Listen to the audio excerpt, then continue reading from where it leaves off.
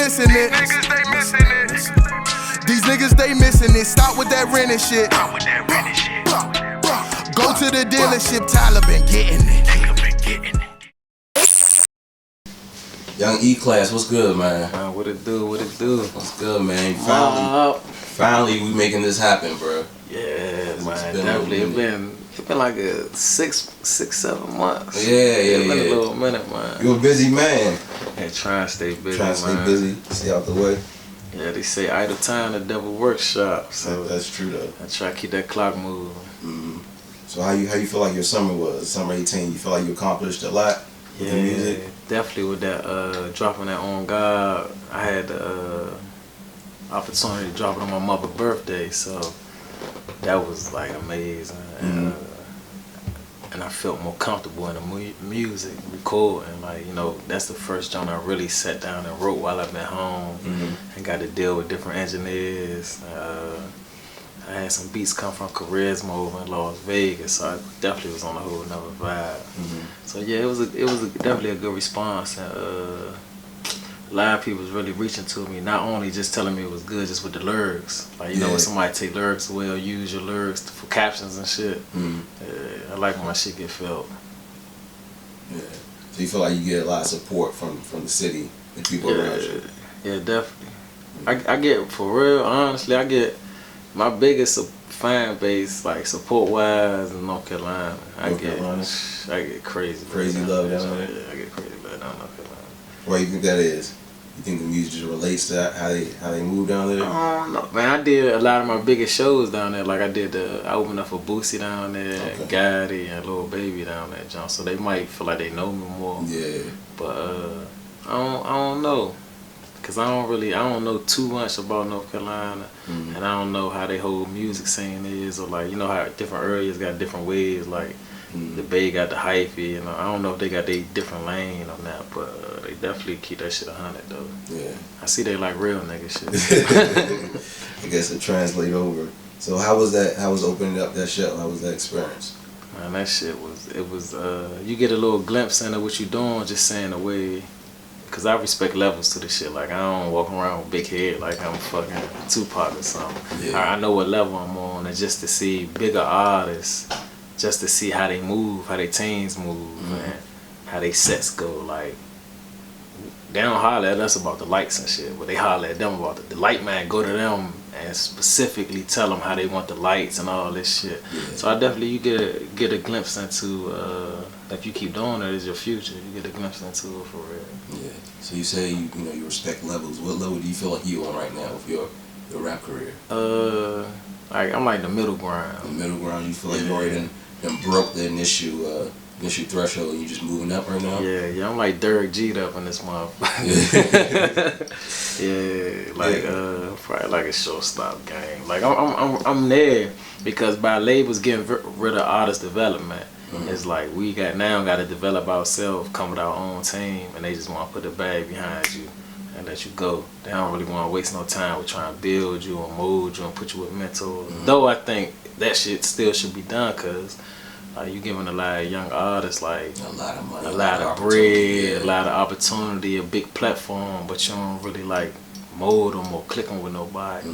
From rap to even R&B, like if you dig into the history, like with Alicia Keys, her label got her molded by Angie Stone and shit, like, so like that shit is needed. And then you see those artists that did get molded, you see what they still here, the longevity is. But the artists that don't get it, them motherfuckers be gone like this. They gone tomorrow. So you was talking about, having a team. So you have a team behind you, right? The Mobbish, the brand, the label. What exactly is Mobbish for the people who aren't too familiar with that? That's that struggle. Yeah. Like basically, I created Mobbish while I was locked up, and I came up with the term Mobbish because, like, with black people, we so infatuated with the mafia life, and it's like you'll have a motherfucker that know all the 5 families, but don't even know who invented peanut butter. They don't really know a lot of black history for real, whether it's ancient or American black history. So I'm sitting there. So I went in and really studied like the mafioso, like Sicilians and Tyler, how they got here, how they started off with nothing, then went to petty crime, then organized crime, then through that, they started sending their kids to school to be lawyers and judges and all that type of shit. So I'm like, damn. I'm like, we got stuck in that organized crime, petty crime range. Like, but we came here as slaves though, so our situation was a little different. So I was like, we gotta get on some mob bitch. Like, I'm really like, get it ready for the next, people, for the next generation. With that, I just coined it, and I just started screaming that shit. And it's like in prison, rap is big, sports is big. I mean, you know, you got a lot of time in there. So whatever take a lot of attention is big in there. So rapping is big. So when I'm screaming mob bitch, you got other people screaming different shit, and motherfuckers just fucking with me like. And I was young as shit in an adult prison talking that shit, so they like, man, this little nigga. Yeah. So they was fucking with me, and basically I woke up one day like, damn, if I get niggas in jail to believe in me, what the fuck I can do on the street? Cause you ain't getting nobody in jail to believe in you. Yeah. Them motherfuckers, they gonna hate on you. They gonna be like, nigga, you going right home to the block, you gonna get a gram and turn, you gonna do, they not believing in you. That's not bad though, but it's just like, as they said, that should be a revolving door. Like, not to jump off subject, but basically I seen one dude, he owed me like, I think he owed me like $60 or $70. No, and that's big. You don't just walk off with niggas. So this nigga, I thought he moved on the other side of the jail. So I seen this nigga like 2 weeks later. I'm like, dog, where the fuck my bread at? He like, man, you was right. I'm like, what? He like, man, I came right back. I'm like, nigga, you went home? I ain't even know. Hey, I was like, that this nigga went home and came back to a prison debt and shit. Like, without to bust his head over. You feel me? And it's just, that shit just opened my eyes up to a lot of shit. So I'm like, if I can get this environment to believe in me. So I hollered at my brother, and I was like, you know, I'm trying to push this shit on the street. I had a way to record and send the music out there. But I still had a rack of time though. So we clicked up with this lady from named Denzella. I think she was doing something down in Florida, but she from up here. And she basically like, you need artists. Like, you can't do a lot. You can't do interviews. You can't do this, shows, this, that, and third. Y'all got your artists. So that's when the jump started going from an idea and a lifestyle to an actual business. And my brother turned it to an LLC, an actual record label. And we took off from there. Yeah. So, I guess just backing up, just to backtrack a little bit. So, born and raised Washington, D.C., right? Yeah, where exactly about? Northeast 13th Street. 13th. It's around Trinidad, like right across. It's between 13th Florida and 13th and H. Everything in the middle of that. I Street, Wiley Street. That's my life right there. It's gentrified now. Yeah, I was saying, has it changed a lot since? A lot, man. You be having white, different? Not nothing against white people, but they be walking through that motherfucker with cats on leashes and shit. Like, that's the first I'm one. like, these motherfuckers done domesticated little house cats. Yeah, but it's a dude like 13th Street, my family. So like when people hear me scream that shit, like it's cause it's my family. Like we actually own like 3, 4, 5 houses on the block. Everybody that I grew up with was really my cousin. You feel me? And I was out shooting too. Like shout out to 5G, the whole shooting side. But like when I scream 13th Street, that's born, raised, my family. Like if I'm popping out, that's where I'm gonna be at. Yeah. I don't really like to hang out too much because you know how it's just wacky out this motherfucker. Yeah, I feel you. Yeah, but it's love now. Seeing that change, that gentrification shit going on, it make me want to do this even more. Cause it's like, damn, they like. You want to buy that shit back? Yeah, or like even if I don't, just like wherever everybody at, we need that sense of community back. Cause like, it's true. Like when they don't speak to us, we don't speak to them. So community gone. Like when they do 8th Street Day now, like that shit look like a fucking, it look like a medieval festival or some shit. Like it's not 8th Street Day no more. So what our kids gonna do, and our little cousins and nieces and nephews, they only walk around looking lost like a motherfucker. Yeah. Do you think the music could connect them, or? Oh, that's going between in the next 4, 5 years. Like shit gonna blast up. But from here to 5 years, our area gonna be crazy. You think so? Yeah, Yeah, how you feel about the scene right now? Who the scene, I ain't gonna lie, I ain't trying to be biased because that's my nigga. But I'm fucking with Tay, I'm fucking with I'm Northeast, man. Yeah. That's all I be listening to, like Slim be rap. And it fucked me up because I never knew he rap. Like he's a basketball playing, hustling motherfucker. So for him to bust out like rapping, I'm like, damn, he nice too. He's like, damn. But you know, I listen to Trail, I listen to Glizzy, I listen to everybody out the way for real. Like our shit looking good, A-Rod. But I ain't gonna lie, being from Northeast and everything that's going on in Northeast is like a bubble. Like it's huge for us because you got our old heads that used to hustle and get crazy money.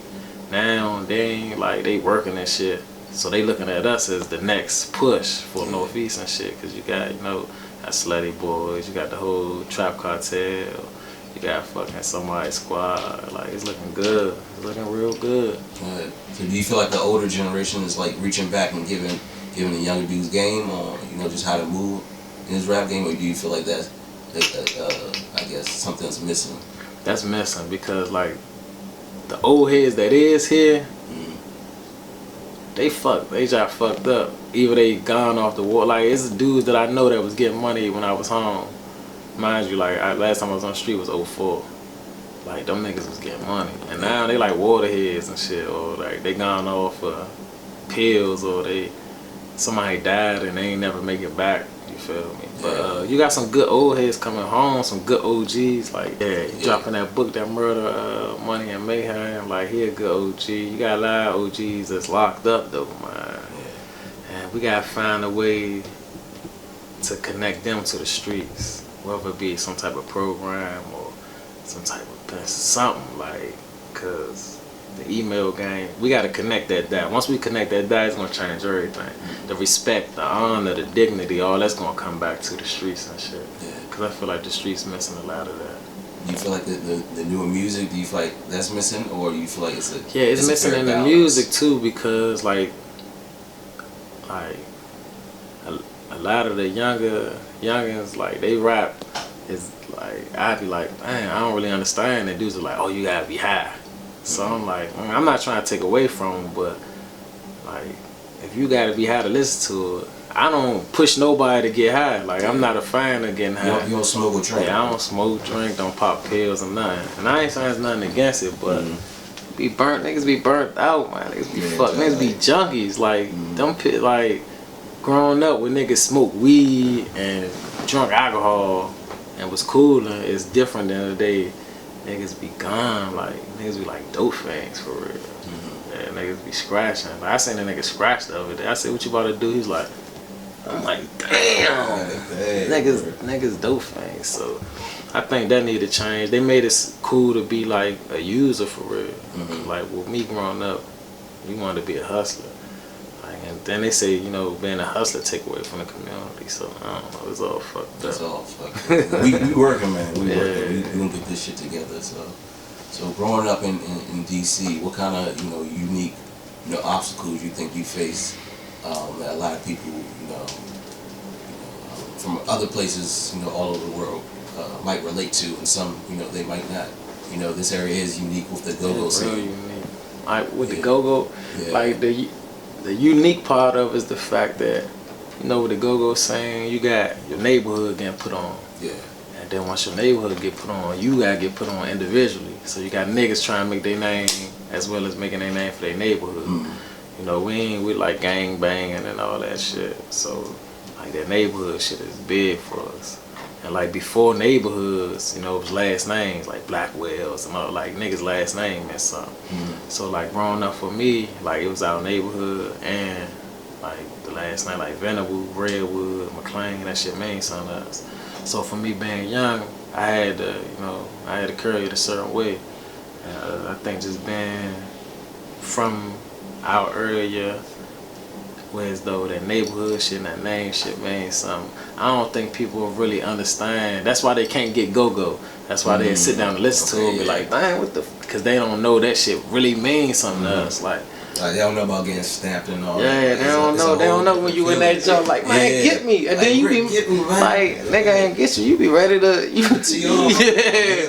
might put your little man on your shoulders with the motherfucking towel, like, get me. Like, and you might go the whole night. A female might be trying to freak on you. You might push her out the motherfucking way.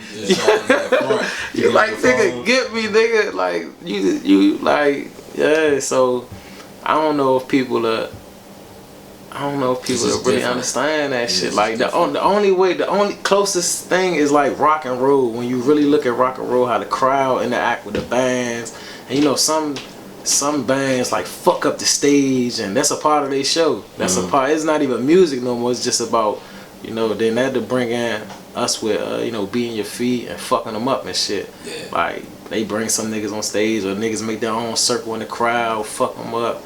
Like, I would never. I tried that dance and shit. I couldn't do it. Shit, I tried. Yeah, I tried. That wasn't good. Yeah, well, I like watching that shit. I like saying that shit. But I'm not understanding that, and that go with everything. So the reason why we dress the way we dress, that shit attached to like going to the go-go and getting seen and getting noticed and shit. Like, so like, I don't. They have to really like sit down and listen to niggas tell a story. They have to watch a documentary on the shit to really understand all this shit.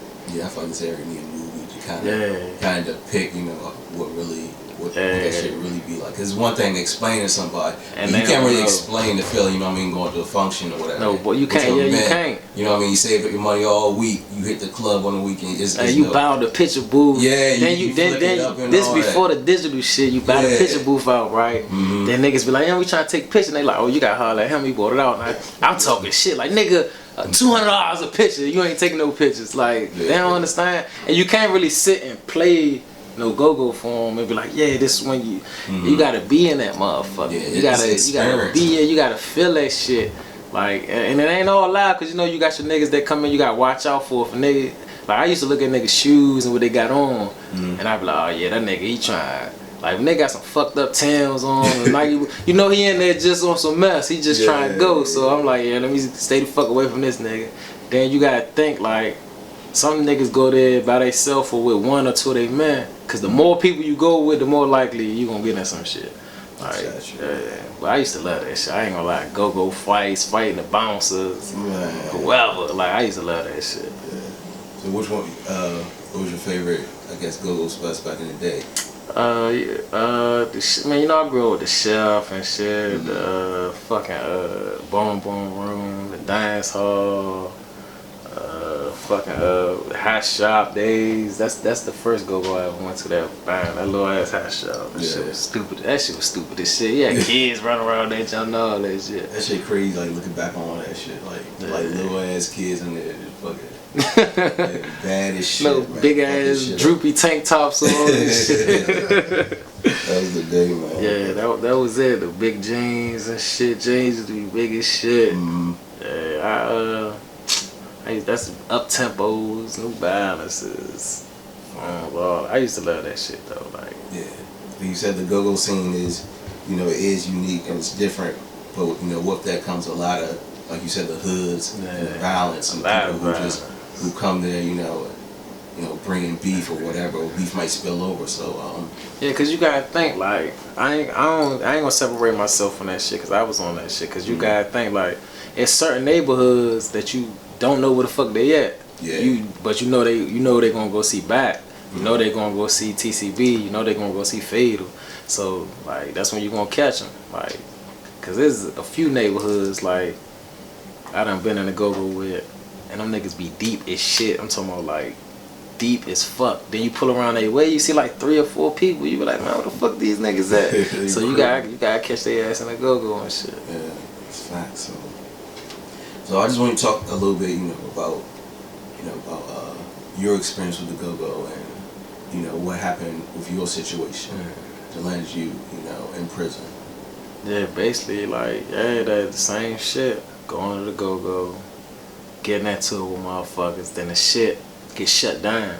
So that shit, motherfucker go somewhere and post up, everybody there, and that shit spill over there. And that's basically what happened with me. The shit spilled over. niggas start playing big, and you know when you feel disrespected, you gonna carry it a certain way. I carried it that way and caught my case. That was all she wrote. They watched the nigga ass up. Yeah. How many years did you get in total? I got sent to 40 years. Okay. And how much did you end up actually, serving? 13. 13. Okay. So, I guess at a young age like that, how was that experience? Did they even register to you? Like. No, I don't, cause you still like lit, like. Yeah. Cause jail for young is like Oak Hill, BV, or Juvenile Block in Marlboro, or down to jail. That shit like the go-go. It's all about neighborhoods. So as soon as you go on, it's live. And you're not really understanding or getting a full grip of like, they sentencing you to be in this box for the remainder of your life for real. You really, like, your attitude, you're not really giving a fuck. Only time it really affects you is when you can't, like, fuck with females and shit. Or you get a visit, and that shit'll fuck with you, but like a couple hours after that visit, you be back in like savage mode for real. But you got niggas that go in there and break, niggas that can't handle it, niggas snitch, niggas kill themselves, niggas start doing wild shit.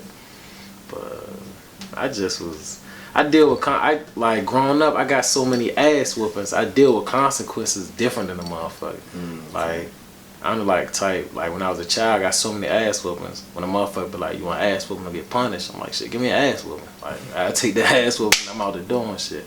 So I always face consequences, and I always got caught. And I used to lie so much since I was little, motherfucker ain't believe me anyway. Yeah. So I always got caught. So I just like, even with the charge, I turned myself in and shit. Remember the charge I caught before that when I was young, I turned myself in. So I always dealt with consequences. I ain't never really been one to like get away from it, or like fold, or like, y'all do some shit when you little, when you get to tell on your cousin as soon as a motherfucker find out what you did and shit. I ain't never been that kind of man. Yeah, so how does your experience, that you went through, how does that motivate you today? Like you said earlier, a lot of people, they go out, they come right back in. It's like that revolving door. Yeah. How do you, use your experience to I guess, determine how you move today? Man, by me growing up, like I'm a Pac fanatic. Like I love Pac. So by me growing up, I always understanding what being hopeless is, and I know I'm in a position to really represent the hopeless. It's like I gotta carry it a certain way.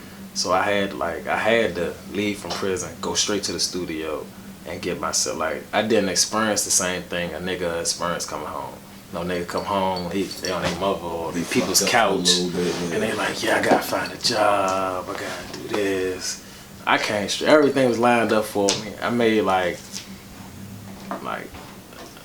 you gotta really, like, niggas that's locked up about to come home, some niggas be so pressed to come home, they forget to set shit up. Like I set up everything. I made sure, but I had people to do it. Everybody not fortunate enough to have that, but I had people to do it, and I took advantage of it. Some people got people to do it, they don't, but I took advantage of it. I let motherfuckers know, like, yeah, whatever news phone, I need that motherfucker. Need where I gotta get my ID at, studio straight, this straight, where I'm staying at.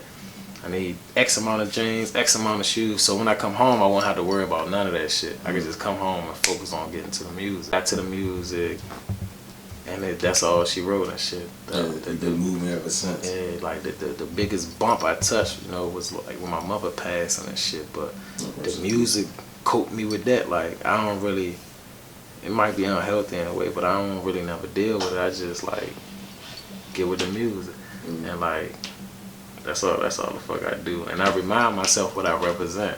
So when niggas write me, niggas email me or DM me and be like, dog, like, you help me get through this, or and if a motherfucker really look at the situation like, damn, this nigga did all this time, came home and got straight to it, what the fuck am I doing? Yeah. Like, if they ain't never got locked up or never hit certain rough patches, they could really look at it like, oh, I'm about to turn up on these motherfuckers. Like, this nigga could turn up, this nigga stepping out the way he's stepping out. And I make sure, that's why I always make sure I look good when I step out. Not to just be on no flashy shit, but to be on some, to really, I understand preachers now, even though I'm not a fan of that whole shit, but I understand that shit. Like, you gotta see the image. They need to see, like, they need to see that image and want to be that. Like, it's attainable. Yeah. So, I get to them like that. Like when I go talk at the schools, like I done lost, I ain't gonna say lost, but I go talk at the schools that we having all my chains on. They be like, let me get a chain. I get them a chain. I don't give a fuck about that shit. That shit ain't nothing. But anything they ask for after that, they gotta earn that shit, you feel me? Yeah. They gotta earn it. And that's like with me, I came home, this rap shit was given to me. And everything after it, I had to work my ass off for. So that's what keep me afloat, that's what keep me going. And it's just knowing I represent the hopeless, man. We don't got a lot of people that represent them no more, because everybody rich now. Everybody rich before rap. Everybody fucking millionaire dope boys. So it's like, who the fuck representing the niggas that I see every day in the street? Yeah, just the regular. Cause niggas struggling. Like, yeah, I'm sure. Like niggas struggling. So I'm trying to feel like, who the fuck talking for them? Who talking about that shit that they don't want their daughter to see? Or who talking about that shit they don't want their little cousin to see? Or like, who really doing it for them? So I always try to keep myself balanced in that. Yeah. So what's the reason behind, you know, your work ethic? Like you said, you've been in the streets, you know, hard, you know, pushing the music, events, and all that. And like you said, you have new work on the way. So what drives you with this music stuff? What keeps you going?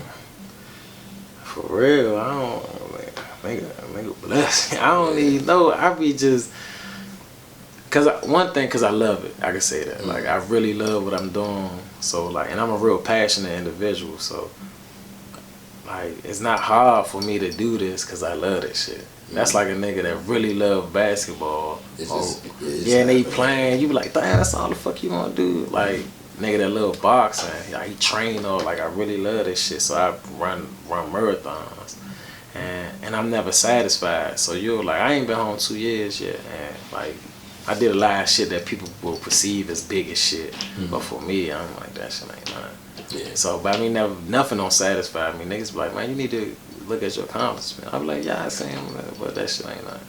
Like, I ain't never satisfied. Cause you got niggas like Jay that chill with the president and shit. So how the fuck I'm be satisfied? Yeah, how the fuck I'm be satisfied with opening up for another nigga? Yeah. Like when I did that Boosie show, it was set up for me having the promoter to take this picture and shit. So you know, everybody was in line to get autographs and shirts. So I was over there with the promoter to take the picture. So a nigga stood beside me. He was like, hey class, what you over here for?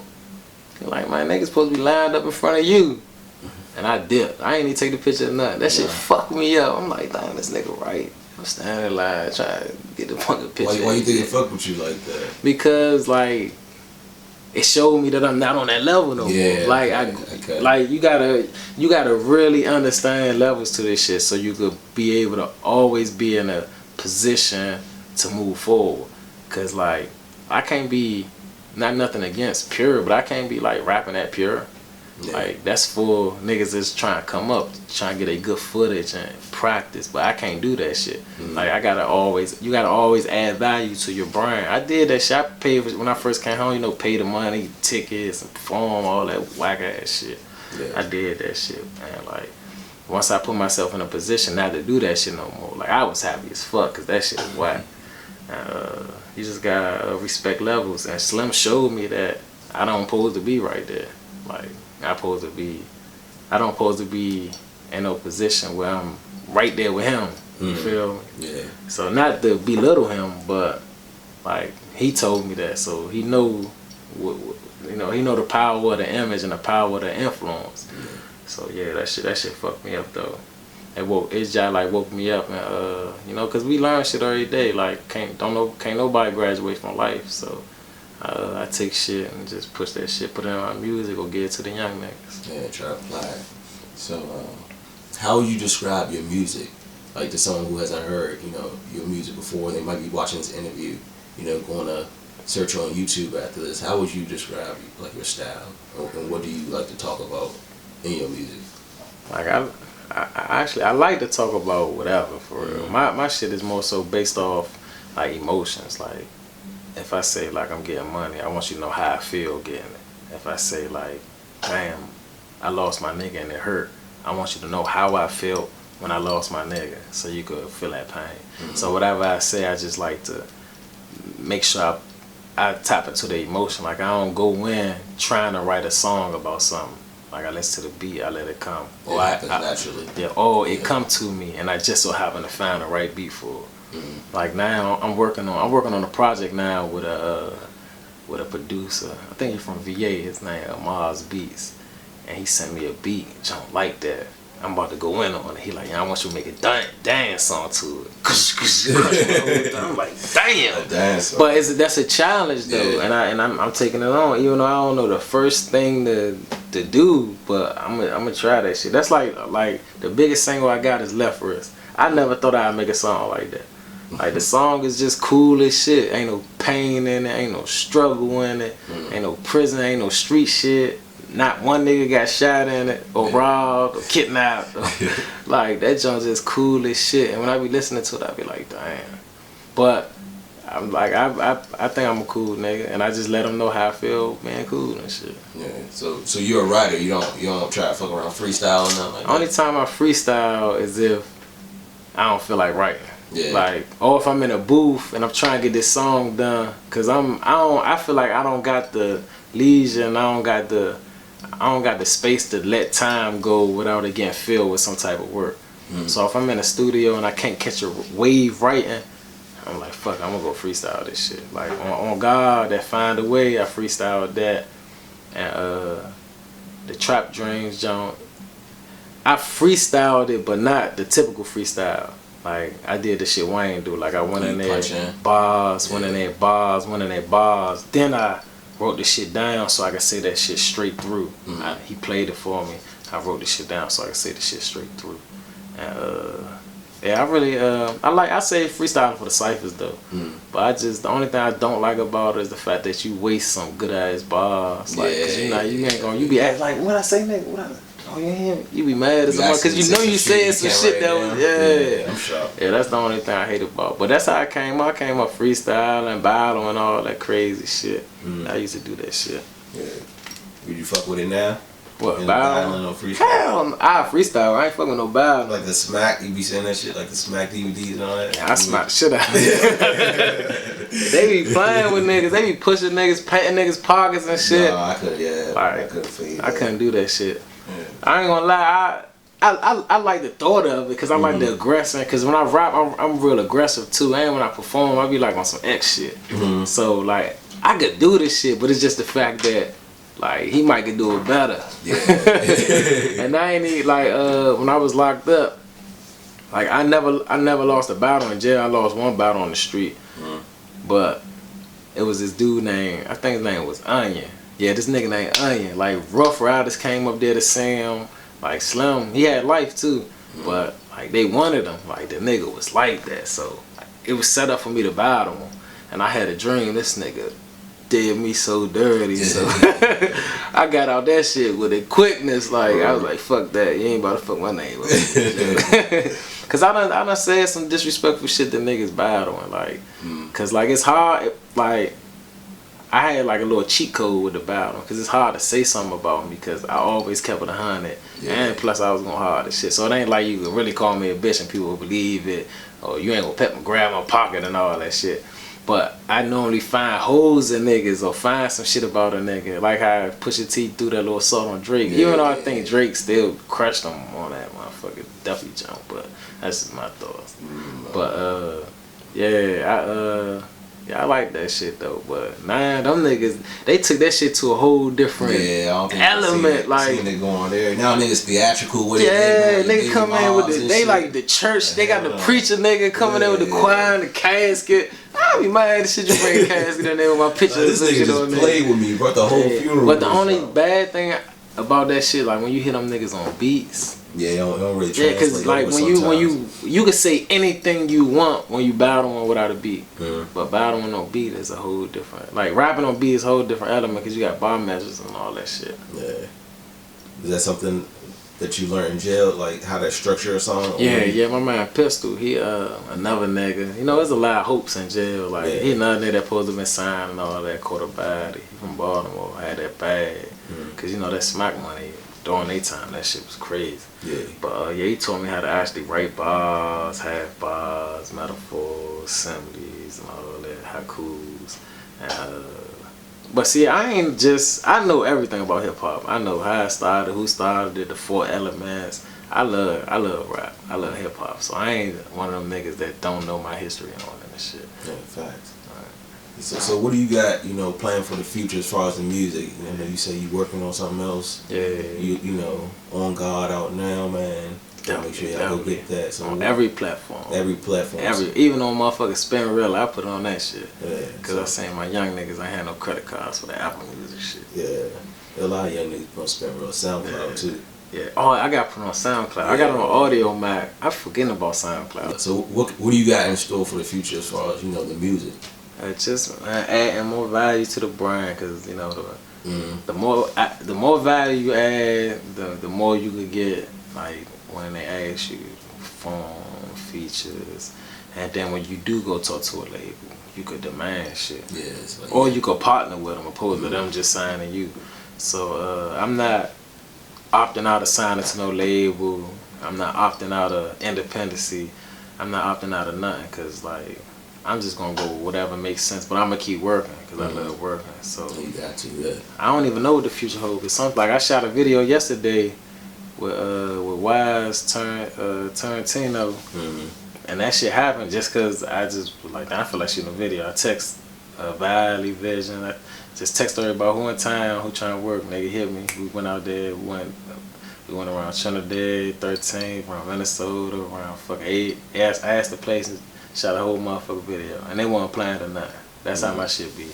Just off the strength. And so that's why I be looking like I work so hard, cause all my shit just come like this. It ain't like I'm promoting it for like 2 weeks and I do it. It's like when you look on the gram or something, you just, damn, this nigga shooting a video, damn, this nigga on Toy T Grizz, damn, this nigga did. I just be like moving. Yeah. So definitely look forward. You got a lot of work coming out. Definitely. So what, just to wrap it up a little bit, so what advice would you give to somebody, you know, who might have been in your position, you know, coming home, first off, and, you know, trying to get into rap, or not even rap, but just trying to get back on their feet and, you know, get adjusted back to society? Number one thing is use the people that let you use them. And I ain't saying that in a bad way. I'm saying like, oh, I'm gonna do it by myself, I'm gonna do it on my own. Fuck that shit. If a motherfucker try to help you, take that shit. There's programs out there, especially the city. Like, you don't need no money to get no buildings or nothing. They got grants for everything, especially if you come home. Utilize that shit and push forward. Be real with yourself. Be real with yourself, with people, expectations. But the number one thing is use the help that's around you, because it's there for a reason. Yeah, it's facts, man. Young E-Class, appreciate you coming out, man. Alrighty. Rest in peace, Dre. Oh yeah, man. Rest in peace, Big 28 too, man. Yeah, rest in peace. Anything else you want to add to the people? Where can they follow you at? Where can they find you? Hit me on the gram at mobish.young, MOBISH.young. Snapchat. Maybe Jack Freak on Snapchat. My shit Mobish Young. Facebook Young E-Class. Google Young E-Class. YoungEclass.com. Yeah, man. Just hit me up. Yeah, man. We out. These niggas, they missing it.